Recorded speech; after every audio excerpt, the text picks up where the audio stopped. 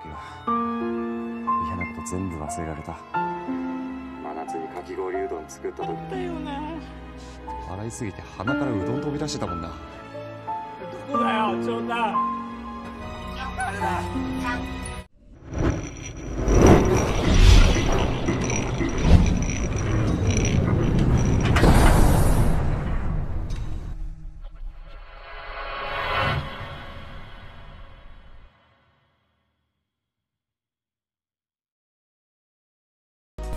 Halo sobat, selamat datang kembali di One Day Film. Bagaimana kabar kalian semua? Saya mendoakan semoga kalian selalu diberikan kesehatan, rezeki, dan kebahagiaan selalu ya. Episode ketiga kali ini dibuka dengan memperlihatkan Arisu yang tengah trauma akibat kematian ibu-ibu bertopeng kuda.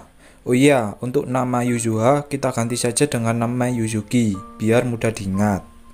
Arisu mengatakan kepada Yuzuki bahwa dia telah membunuh ibu-ibu bertopeng kuda itu. Yuzuki pun mengatakan bahwa semua bisa saja terjadi secara tiba-tiba dan tidak ada yang bisa disalahkan. Yuzuki pun kemudian pergi dan meninggalkan Arisu sendirian.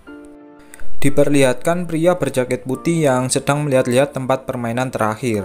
Untuk nama pria ini akan saya kenalkan sesuai dengan jalan alur ceritanya. Pria ini kemudian mengambil sebuah kertas dari kantong jaket milik ibu-ibu bertopeng kuda yang sudah tewas.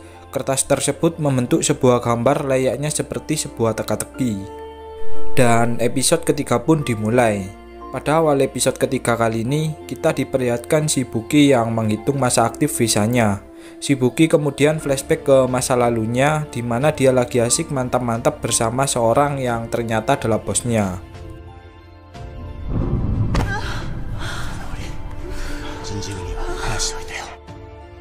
Shibuki melakukan hal tersebut demi sebuah kenaikan jabatan kerjanya. Lalu diperlihatkan Arisu dan Karube yang pulang dari permainan mereka kemarin malam. Mereka bertiga pun tampak bahagia sebab bisa berkumpul bersama kembali. Karube kemudian menunjukkan walkie-talkie yang ditemukannya saat permainan. Karube menjelaskan bahwa ada seseorang yang berbicara dari walkie-talkie untuk menyuruhnya pergi ke pantai. Arisu kemudian memotong pembicaraan dan mengatakan apakah pantai ada hubungannya dengan semua orang yang menghilang. Karube yang mendengarkan pendapat Arisu hanya terdiam dengan tatapan bingung. Kemudian Shibuki mengatakan bahwa kaki Chota mengalami cedera dan visa mereka akan habis hari ini, jadi untuk mencari pantai mereka harus memperpanjang visa dahulu. Karube yang mendengarkan ucapan Shibuki kemudian mengajak mereka bermain bersama malam ini juga. Dan Karube berjanji akan melakukan apapun agar mereka semua bisa selamat. Arisu kemudian menyantaikan dirinya sambil mengingat kejadian kemarin malam. Dia juga berhalusinasi melihat ibu-ibu bertopeng kuda yang telah mati, yang ternyata dia adalah Shibuki. Shibuki kemudian bertanya kepada Arisu tentang apa yang sedang dipikirkannya. Arisu menjawab bahwa dia teringat oleh seseorang yang mati di hadapannya. Shibuki kemudian bercerita tentang awal dia ikut dalam permainan ini. Di sana dia juga melihat banyak sekali orang yang mati, tapi semua itu memang harus terjadi untuk bertahan hidup. Diperlihatkan Karube yang mendatangi bar tempat kerjanya. Dia mengambil sebuah cincin yang ternyata dahulu Karube berniat untuk melamar pacarnya.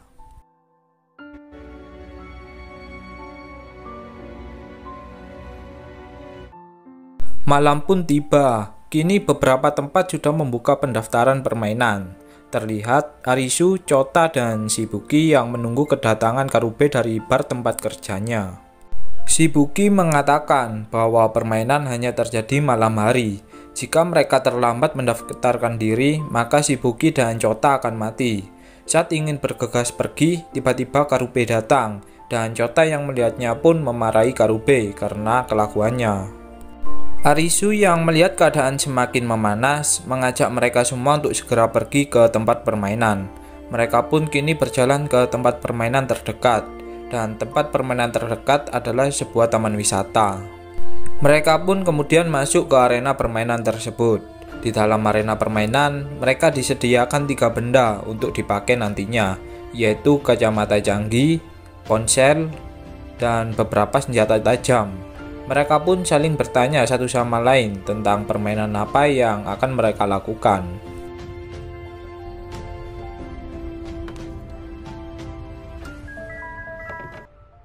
Tiba-tiba muncul di sebuah layar yang menginformasikan bahwa permainan akan segera dimulai, dan mereka diberikan waktu untuk memakai kacamata yang disediakan. Arisu kemudian mencoba salah satu kacamata yang ternyata kacamata itu memiliki sebuah kecanggihan, di mana mereka bisa saling berkomunikasi melalui kacamata tersebut. Kemudian dari dalam ponsel diberitahukan bahwa permainan kali ini adalah 7 hati. Arisu pun kemudian teringat seseorang yang memberitahunya tentang sebuah kartu pada episode kedua. Kalau kalian masih ingat, orang tersebut mengatakan bahwa kartu gambar hati adalah permainan yang paling buruk sekali. Sebab maksud dari kartu hati adalah pengkhianatan dan permainan hati seseorang. Permainan pun kini dimulai. Permainan kali ini adalah petak umpet. Mereka akan diberikan karakter domba dan serigala. Jika serigala berhasil menangkap domba, maka serigala itu berpindah pada orang yang berkarakter domba. Tapi anehnya, pemenang pada permainan ini adalah seekor serigala. Siapapun yang berhasil bertahan menjadi serigala hingga akhir, maka dia akan menjadi pemenang dan domba akan mati. Arisu pun kemudian terdiam. Dia memikirkan bahwa maksud dari permainan ini adalah kebalikan ciri khas hewan buas, di mana serigala yang seharusnya memburu domba, kini domba yang harus memburu serigala. Permainan pun dimulai. Karakter serigala pertama ada di Chota. Chota pun tahu bahwa yang berhasil keluar dari tempat tersebut hanya satu orang saja. Dia pun berusaha melepaskan kalung kacamata di lehernya. Saat Chota melihat Arisu, tiba-tiba karakter serigala pindah ke Arisu, dan Arisu yang melihat Karube, kini karakter serigala berpindah kepadanya. Mereka pun kini paham tentang permainan tersebut. Shibuki kemudian memanggil Karube dan karakter serigala kini berpindah ke Shibuki. Shibuki pun melarikan diri dari tempat itu, berharap dia bisa bertahan hingga akhir permainan. Karube yang melihatnya pun langsung mengejar Shibuki. Shibuki kini terus berlari dan terus berlari, berharap dia bisa bersembunyi dari mereka bertiga. Shibuki kemudian memasuki sebuah tempat wisata hutan buatan. Di situ Shibuki berusaha mencari tempat untuk bersembunyi. Shibuki! Di sisi lain, Chota merasa kesulitan dalam berjalan dan mengajak teman-temannya untuk bekerja sama. Kembali ke Shibuki yang kini berhasil ditangkap oleh Karube. Karube menyuruh Shibuki untuk melihatnya agar karakter serigala berpindah kepadanya. Shibuki pun melawan permintaan Karube, sehingga Karube harus menggunakan sedikit kekerasan kepadanya, dan kini karakter serigala pun berpindah ke Karube. Terjadilah pertarungan di antara mereka berdua. Shibuki yang melihat bekas luka di perut Karube berusaha memukulnya di bagian perut hingga Karube merasakan kesakitan. Arisu pun datang dan berniat melerai mereka. Akan tetapi karakter serigala berpindah ke Arisu setelah Karube melihatnya. Arisu pun berlari dari tempat tersebut dan mengatakan melalui mikrofon kacamata bahwa permainan ini tak seharusnya membuat mereka saling berkelahi satu sama lain. Pasti ada jalan keluar dari permainan ini. Karube dan Shibuki yang mendengarkan pun seakan tak peduli, dan kini mereka berdua berniat mengejar Arisu yang berencana untuk bersembunyi. Di sisi lain, Chota hanya bisa pasrah dan Chota mengatakan bahwa dia tak ingin kedua sahabatnya berkelahi satu sama lain. Arisu kemudian menuju ke sebuah tempat dan berusaha memikirkan jalan keluar dari permainan ini agar mereka semua bisa hidup. Akan tetapi, Karube dan Shibuki kini berhasil menemukan Arisu berada. Arisu mengatakan bahwa dia akan mencari jalan keluarnya, jadi tolong berilah aku waktu. Karube dan Shibuki pun tak peduli dengan ucapan Arisu dan menyuruh Arisu untuk menyerahkan karakter serigala kepadanya. Tiba-tiba Chota datang dan melompat ke arah Shibuki. Di sini Chota menyuruh Arisu untuk pergi dari tempat tersebut agar Arisu bisa memikirkan sebuah rencana. Arisu pun kemudian berlari menuju ke sebuah tempat dan berusaha melepaskan kalung yang terikat di lehernya. Arisu menggunakan berbagai alat untuk melepaskan kalung di lehernya, akan tetapi usahanya sia-sia.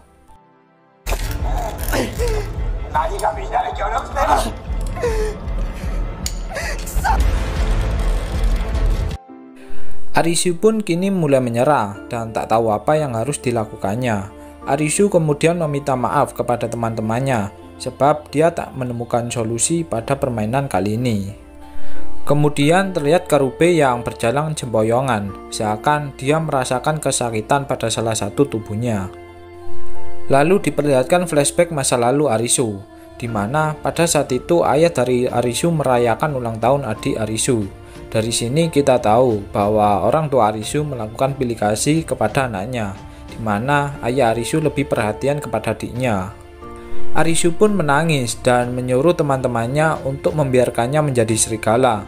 Karube pun terjatuh ke tanah, dia sudah tak sanggup jalan lagi. Di sisi lain, Chota masih menahan Shibuki agar tak mengejar Arisu. Di sini Karube kembali mengingat masa lalunya, di mana dia ingin berniat melamar pacarnya. Akan tetapi pada saat itu waktunya masih belum tepat.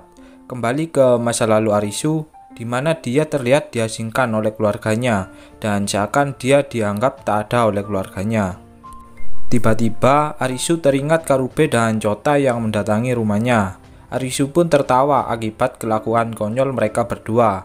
Arisu yang sebelumnya merasakan emosi, kini menjadi tertawa akibat ulah kedua sahabatnya.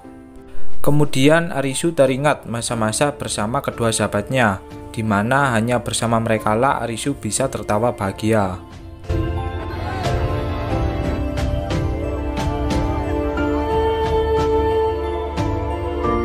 Karube dan Chota pun kini pasrah dan memilih untuk menyerah dalam permainan agar Arisu bisa hidup dengan selamat.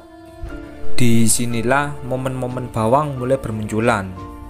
Karube mengatakan bahwa Arisu harus selamat dari permainan ini, dan Karube juga mengatakan bahwa mereka rela mati demi Arisu agar bisa tetap hidup. Arisu pun menangis dan memanggil-manggil nama Chota dan Karube. Arisu tak ingin kehilangan kedua sahabatnya, sebab mereka berdualah tempat Arisu merasakan bahagia. Chota! Arisu terus memanggil-manggil nama Chota dan Karube, akan tetapi tak ada respon sedikit pun. Karube dan Chota pun bersembunyi dari Arisu agar Arisu bisa memenangkan permainan. Dan inilah arti dari permainan kartu bergambar hati, di mana permainan ini akan membuat hati para peserta menjadi putus asa.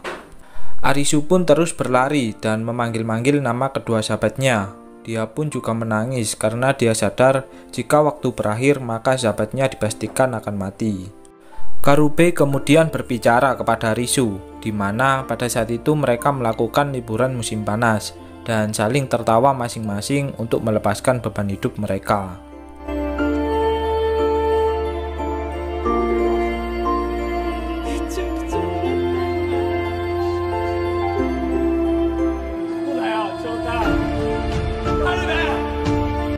Chota kemudian menyaut pembicaraan Karube dan mengatakan bahwa pada saat itu dia merasakan tak memiliki beban hidup sama sekali.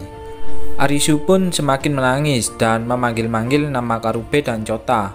Karube kemudian menyaut perkataan Arisu bahwa dia ada di belakangnya.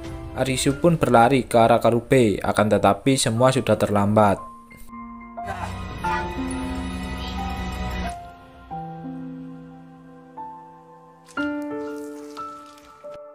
Kini kedua sahabatnya pun tewas. Arisu pun merasakan kesedihan yang begitu mendalam, sebab kini tempat dia menghibur diri sudah tidak ada lagi. Kedua sahabatnya yang selalu membuatnya bahagia juga telah tewas. Arisu pun menangis sejadi-jadinya dan film pun berakhir.